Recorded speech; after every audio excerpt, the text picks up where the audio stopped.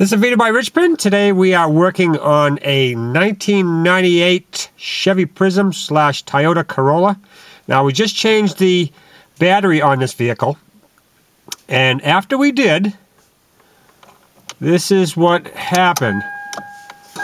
Our airbag and our seat belt warning light were both flashing, and it looks like this vehicle right here has side airbags as an option. So it looks like the connection underneath both seats that go to the side airbag lost their connection.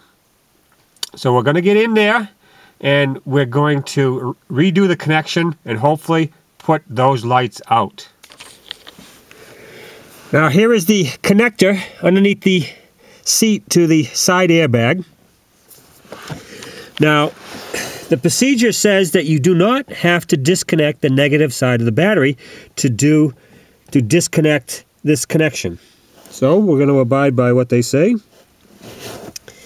And so what we're going to do is there is a little lock right here. So we'll push that away and then disconnect it just like that. Hopefully you can, let me see this little right there, see that? This little button right here, what I did was I pushed it towards the back like that and then disconnected the connector. And it should snap right back in place. There we go. So now we're going to do that to the other seat. This is the driver's seat, so we're going to go over to the passenger seat and do the same thing. Just disconnect and reconnect. Okay, we got our connectors back in place. Now we'll start it up and see if there's an improvement.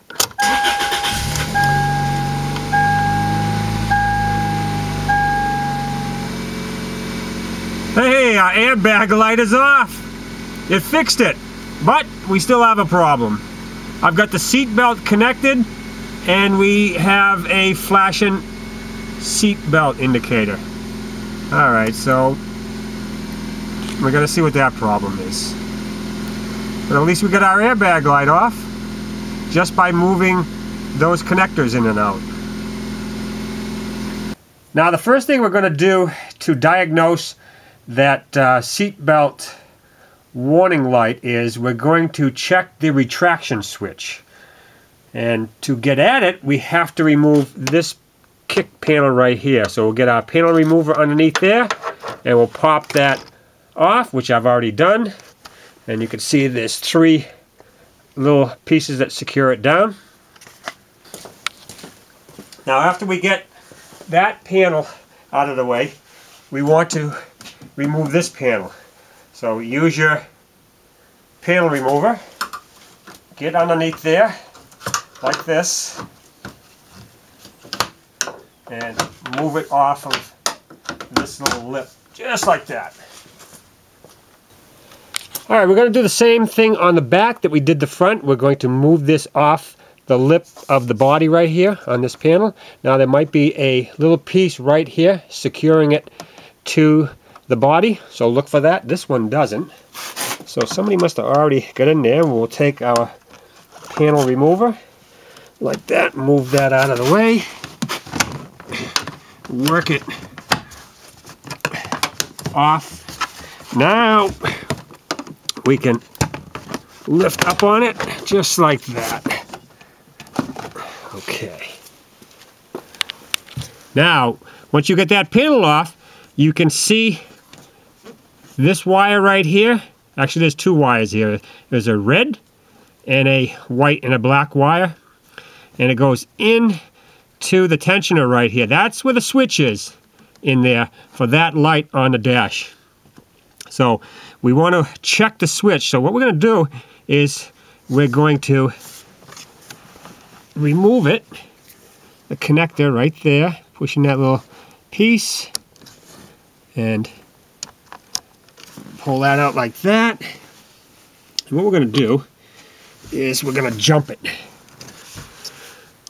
You can just use a paper clip, but I always like to run things through a fuse right here, so I just have my fuse with some paper clips on the end of it. So we're going to, there's two terminals in here, so one end of the jumper and the other end of the jumper in here, and of course we don't want them to touch. Alright, now we're going to start it up and see what that light does. Alright, let's start it up, see what happens. Oh, look at that! That light is out already. Next thing we want to do is find out if it's a ground problem or if it's a switch problem. And here is the connector that goes to the switch here. And we want to look for the white with black wire. Now, once we find that, what we'll do is we will probe that with our paper clip.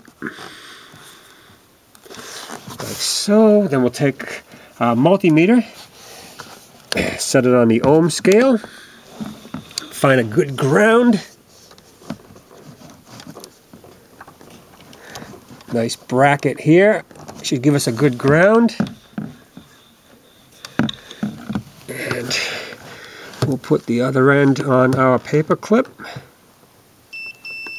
Oh, look at that!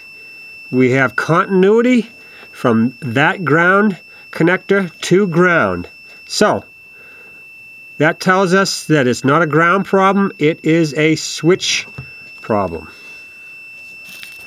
Now, I think we have two choices to fix that seatbelt light. We can replace the whole seatbelt pretensioner mechanism, seatbelt, or we can run a jumper wire in that connector right there, which will turn the light out. So, that's all there is to fixing your airbag and seatbelt light on your Toyota Corolla / Chevy Prizm.